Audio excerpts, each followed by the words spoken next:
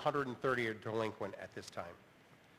We need to resolve this issue, which goes back in some cases more than 25 years, in a way that is transparent and equitable for both customers who have been paying all along and those who are delinquent on their accounts.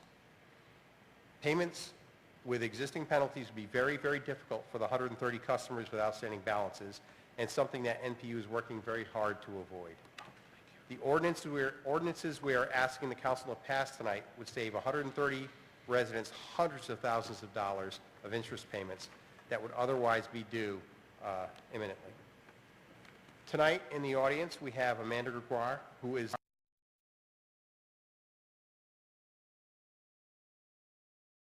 for NPU. Amanda is sitting right here. And we also have invited our tax attorney, Joe Jureko, who will go and provide a detailed presentation of the history and the required ordinances we would like to pass tonight.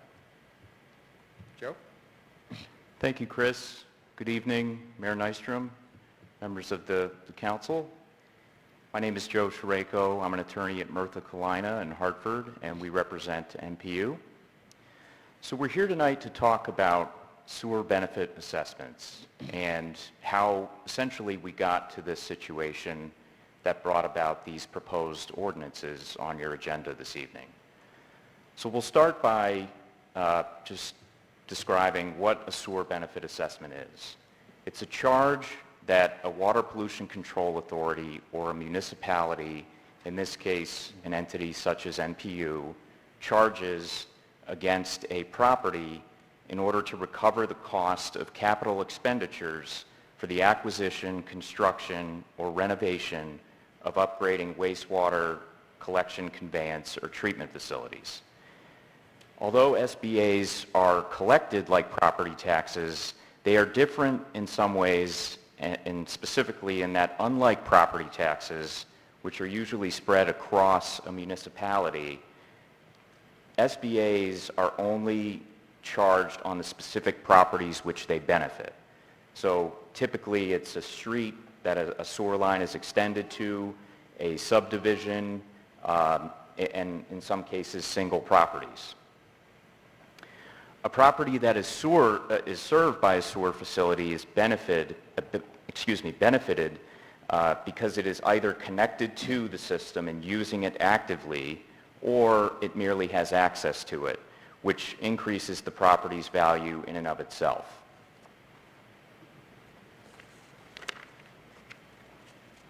So at the end of the day, everyone recognizes that sewer benefit assessments are costly. They're substantial, and that's because sewer facilities are costly to construct.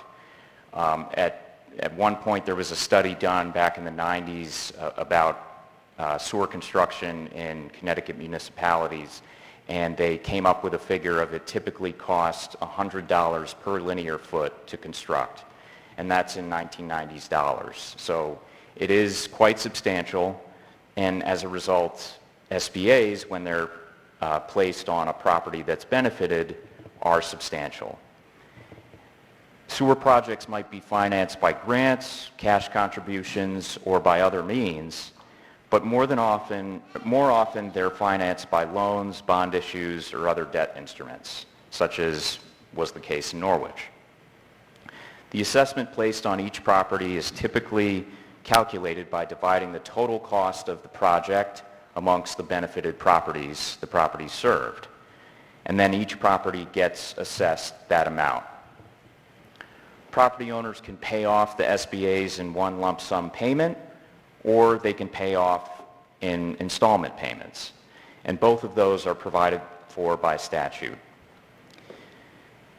And those statutes that govern are specifically codified in Section 7-249 et sequitur, and the installment payments are allowed by 7-253, which is really one of the focal statutes at issue for tonight.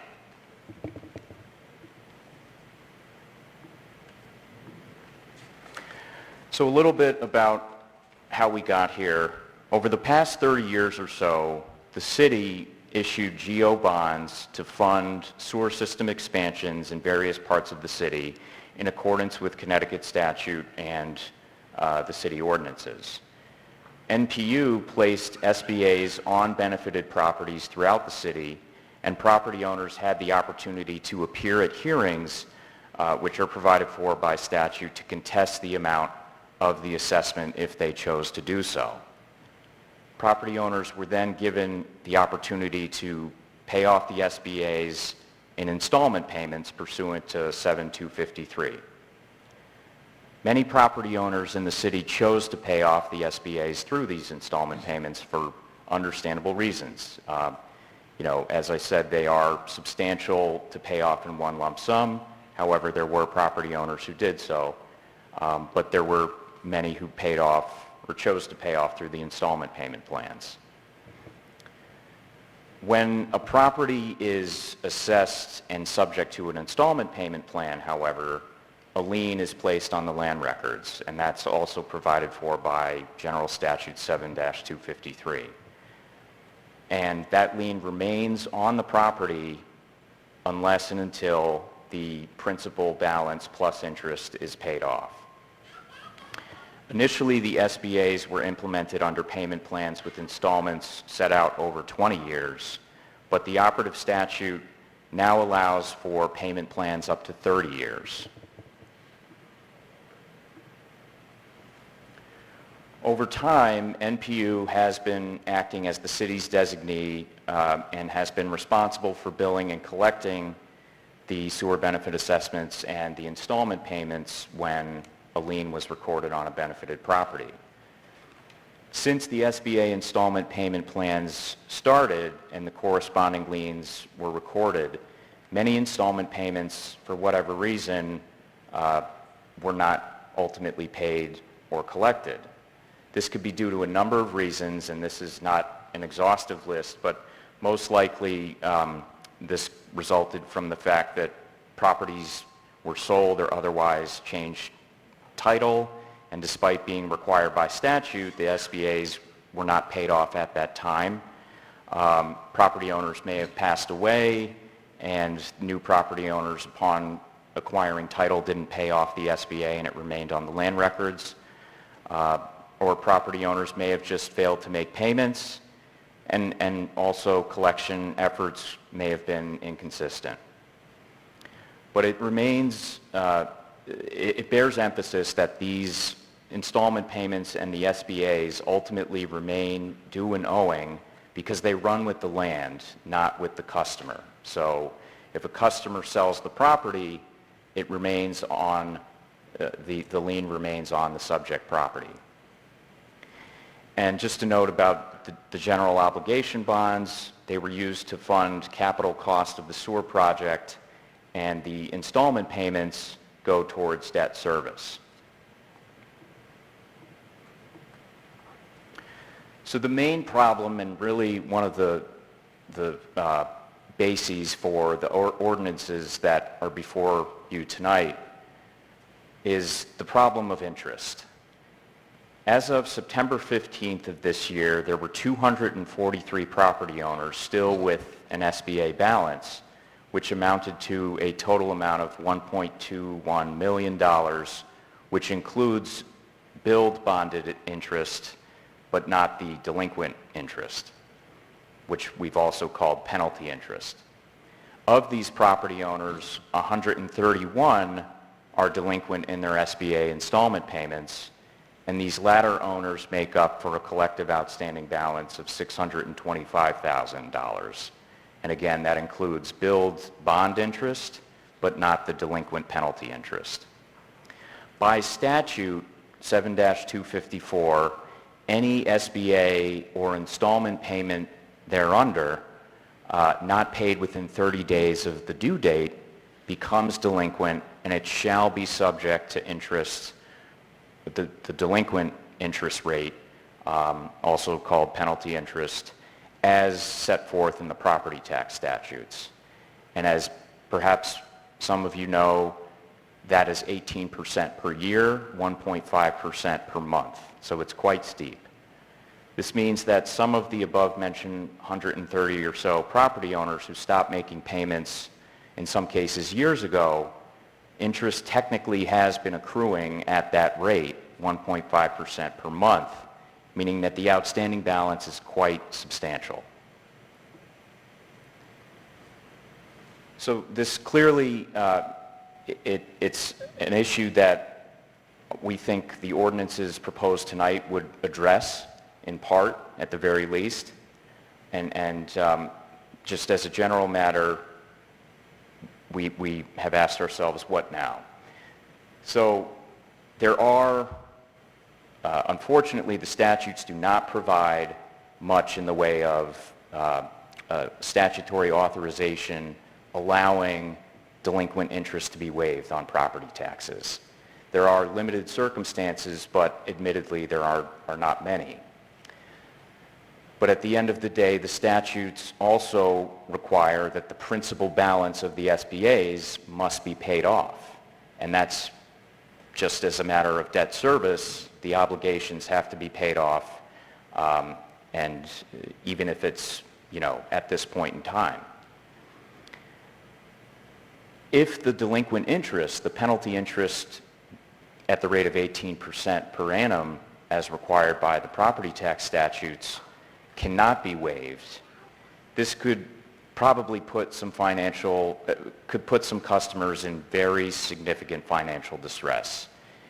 And so to collect the principal balance in accordance with the statutes, but also to recognize that there are only limited situations where delinquent interest can be waived, we have proposed the options that are codified in the proposed ordinances tonight. And we have basically two solutions here. Solution number one. General Statutes 12-145 allows unbilled delinquent penalty interest that is accrued on property taxes, here SBAs, to be waived if the tax collector and the assessor jointly determine that the delinquency is the result of an error and not the result of any action or omission by the taxpayer, in this case the property owner. Although there likely are property owners who purposefully stop making installment payments on the SBAs, there also likely are some who may have intended to pay, but because of some inconsistent billing, failure to receive notice, they just stopped. And so certainly we want to take those customers into account, and we don't want to penalize them with an 18% delinquent interest rate. When most of these sewer lines were installed in the 90s and the 2000s, the collections and communications, for whatever reason, were not entirely consistent or effective. At the end of the day, though, the SBAs must be collected, and it's much more likely that property owners would be willing to pay off the balance if they are not penalized with the 18% per year delinquent interest. So NPU therefore asks the Council to enact an ordinance allowing NPU to waive the delinquent penalty interest that is accrued on these roughly 131 SBA accounts and that are subject to these installment payment plans. Going forward, however, if the ordinance passes, NPU will seek full payment of the outstanding principal balance, or if the property owner cannot pay, they'll enter into new installment payment plans. However, they would not be able to exceed 30 years total because that's set forth in 7-253, but it will charge the delinquent penalty interest rate going forward as is required as a default by the statute. And the second solution is also in one of the ordinances presented tonight. Some of the 131 or so property owners who remain delinquent on the SBA installment payments may be elderly or disabled, and NPU would like to recognize that. If these property owners meet certain age or disability criteria, which are also set forth by statute, they may be able to enter into new payment plans regardless of whether delinquent penalty interest is waived. And this is provided for in General Statute 7-253A. However, the statute is clear that this is only permitted by local option, i.e. by ordinance. The city currently has an ordinance, section 21-3.6, which would allow for elderly property owners to enter into payment plans for SBA payments. It does not currently, to our knowledge, have an ordinance that would allow disabled property owners to enter into payment plans for SBAs. So therefore, NPU asks that the City Council enact an ordinance that would allow disabled property owners who meet statutory criteria as set forth in the property tax statutes to be able to enter into payment plans for these SBA installment payments. And I just would like to emphasize that these are optional payment plans, but they have to be available via ordinance. And that's all we have for this evening. Thank you. Thank you. Members have questions at this time? Yes, Alderman Singh.